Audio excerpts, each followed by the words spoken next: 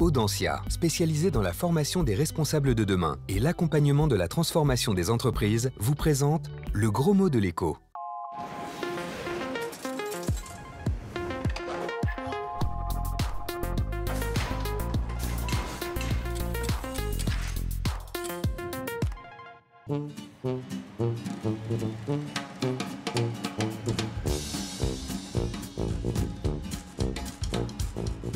Bonjour et bienvenue dans le gros mot de l'écho. Nous voici sur la célèbre place Vendôme à Paris. Ces joailliers connus dans le monde entier, ces palaces comme le Ritz où vécut Coco Chanel et ces appartements à plus de 25 000 € le mètre carré.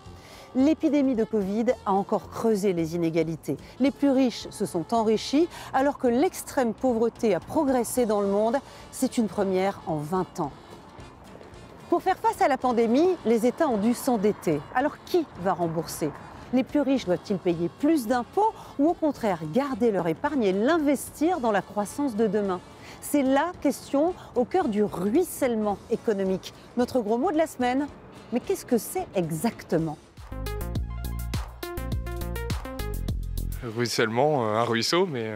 C'est vrai que le ruissellement, oui, c'est l'écoulement, mais la fluidité économique, est-ce que tout coule bien ? Taxer les plus riches, je ne sais pas si ça arrange la solution, si c'est vraiment une solution. Si vraiment derrière, par exemple, ils peuvent créer des emplois, pourquoi pas. Mais on sait très bien que certains vont aussi en profiter pour faire un peu d'évasion fiscale. On a quand même besoin des riches.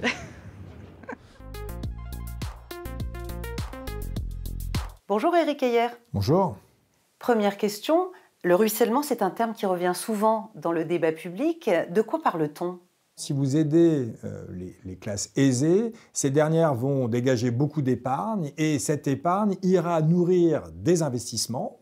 Cet investissement va créer de la richesse, va créer des emplois et ce sont des classes moyennes ou inférieures qui bénéficieront de ces emplois. Et donc finalement, vous aidez les classes du haut et ça va bénéficier aux classes du bas via l'emploi. Autrement dit, donc on va baisser l'impôt sur les plus fortunés. Est-ce que cette théorie, elle se vérifie sur le plan de la science économique ?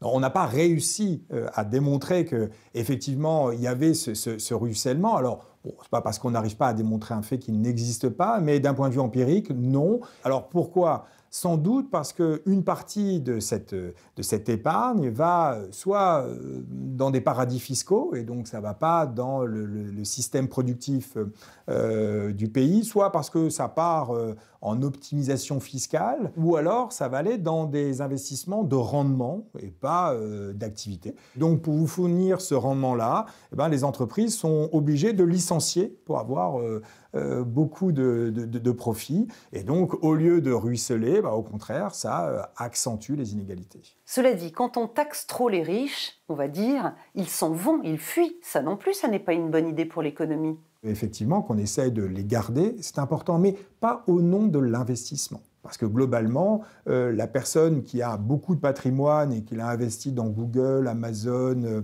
ou dans d'autres entreprises étrangères, si elle s'en va parce qu'elle est trop taxée, ce qu'on perd, c'est la consommation, ce n'est pas l'investissement. Elle n'arrivait pas à investir en France. Et donc si elle revient, on ne va pas gagner de l'investissement puisqu'elle continuera à investir dans Google, Amazon ou ces entreprises étrangères. On va gagner uniquement la consommation. Je ne dis pas que c'est nul, mais ce n'est pas aussi fort que par l'investissement. La taxation efficace des plus riches, ce serait de flécher quelque part l'investissement, de les encourager à investir à certains endroits ? Exactement, il va falloir faire de l'optimisation quelque part en disant, voilà, si tu investis dans ce qui crée de l'emploi, dans ce qui permet de préparer un monde meilleur, alors on va te réduire ton impôt. Alors qu'aujourd'hui, c'est plutôt si tu investis dans n'importe quelle finalement entreprise et quel que soit le pays dans lequel tu investis, on va te réduire ton impôt. Donc non, que vous soyez riche ou modeste, que vous soyez étranger ou national, il faut flécher vers les investissements. C'est ça qui est important plutôt que vers les personnes. Merci beaucoup, Éric Heyer, pour ces explications. On en prie.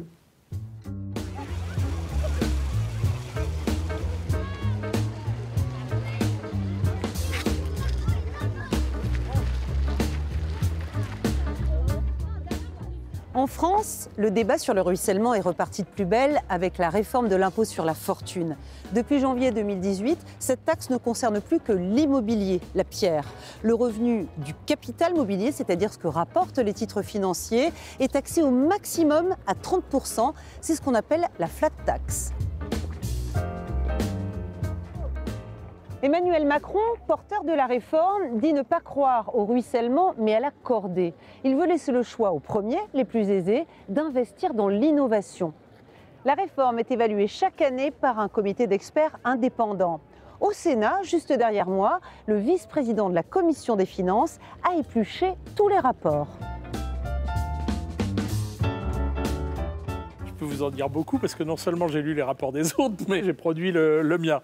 Donc, non, ça ne marche pas. Ce qui est absolument certain, c'est qu'au plan international, il n'y a pas de corrélation entre les politiques fiscales et le niveau des investissements.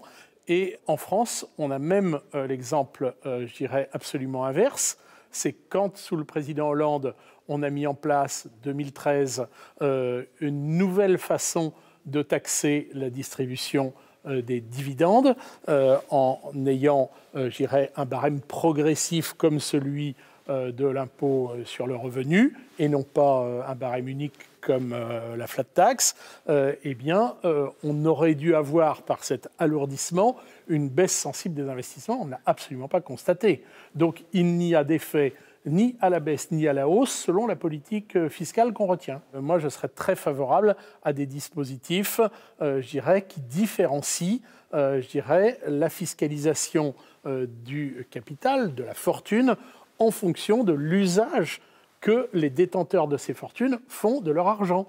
En clair, moins taxer l'épargne si elle finance des investissements à impact positif. Le débat sur l'imposition des plus riches n'est pas qu'une affaire d'experts. Il déferle régulièrement sur Internet. Comme ce 13 juillet 2020, quand 83 millionnaires américains publient une lettre ouverte, ils demandent à être plus taxés immédiatement et durablement pour aider leur pays à se relever de la Covid-19. Alexandre Mars est millionnaire, français, et il a vécu 10 ans aux États-Unis. Il n'a pas signé cet appel, mais il aurait pu. Évidemment que j'aurais pu le signer. L'impôt est un élément, un levier de justice sociale et de redistribution. Ce n'est pas une question uniquement des individus, mais c'est aussi un point de vue des entreprises.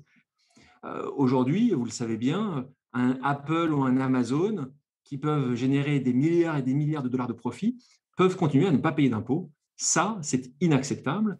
Pour orienter l'épargne vers des investissements à impact positif, Alexandre Mars a créé la fondation EPIC. En 6 ans, elle a financé 44 organisations dans 11 pays pour aider les jeunes.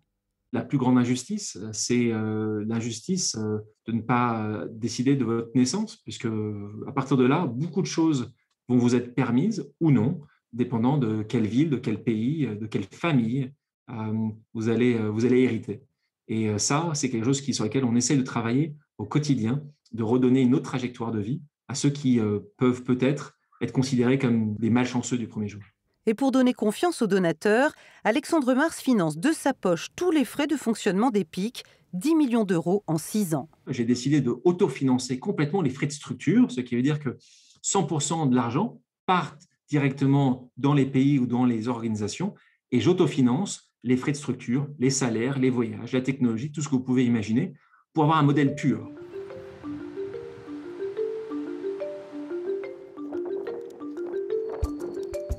Parmi les bénéficiaires de ce modèle, Chérine Raléal, 33 ans, réfugiée kurde de Syrie. La guerre civile, l'arrestation de son frère, la fuite vers la Turquie, puis Paris en 2018. Bonjour Geneviève. Bonjour Chérine. Ça va? Oui. Depuis quelques mois, elle bénéficie du programme Duo for a Job, une organisation financée par Alexandre Mars. C'est ça, c'est très bien comme ça. Chérine est en duo avec Geneviève Leprince, une retraitée parisienne. Mission du jour, améliorer le CV de Chérine pour l'aider à décrocher un CDI dans l'humanitaire. Alors c'est un CDI à plein temps. Ouais.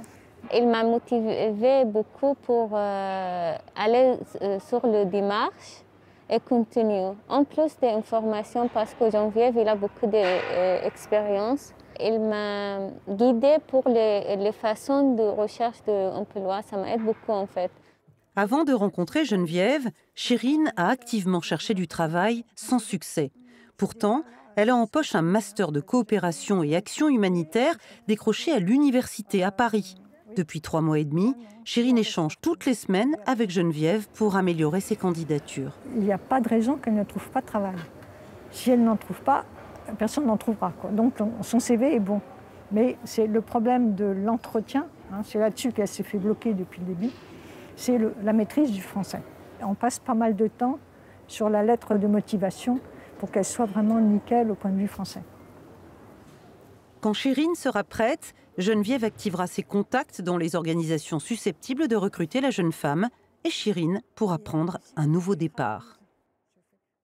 Le trio Chérine, Geneviève, Alexandre, un exemple concret de l'impact que les plus riches peuvent avoir sur la vie des moins aisés. De là à parler de ruissellement, il n'y a qu'un pas que les économistes n'ont pas encore franchi. On résume depuis le début et en dessin. La question du ruissellement, c'est un peu le fameux problème de la baignoire appliquée à l'économie. À quelle pression fiscale faut-il soumettre les plus hauts revenus pour que l'activité soit à flot ? Pour les partisans du ruissellement, il faut laisser couler librement l'argent des plus riches, ne pas entraver sa course par trop d'impôts. Les fortunes prendront ainsi la pente naturelle de l'investissement, financier et productif, un flux qui irriguera à son tour la croissance et l'emploi comme une fontaine à champagne. Pour les anti-ruissellement, au contraire, il faut orienter l'écoulement de la richesse, car sa pente naturelle, c'est le court terme, les marchés financiers, voire l'évasion vers les paradis. Pour garder le maximum de richesse dans la baignoire, il faut donc augmenter la pression fiscale sur les plus aisés pour redistribuer partiellement leur argent aux plus modestes. Ces derniers consommeront plus, ce qui alimentera la croissance et l'emploi. Alors, haute ou basse pression pour faire ruisseler l'épargne vers les investissements d'avenir? Les plombiers économistes cherchent toujours. Voilà, c'est la fin de ce gros mot consacré au ruissellement. Vos questions et vos suggestions, c'est comme d'habitude sur Twitter et sur Facebook. Portez-vous bien et protégez-vous des virus. Audencia, spécialisée dans la formation des responsables de demain et l'accompagnement de la transformation des entreprises, vous a présenté le gros mot de l'écho.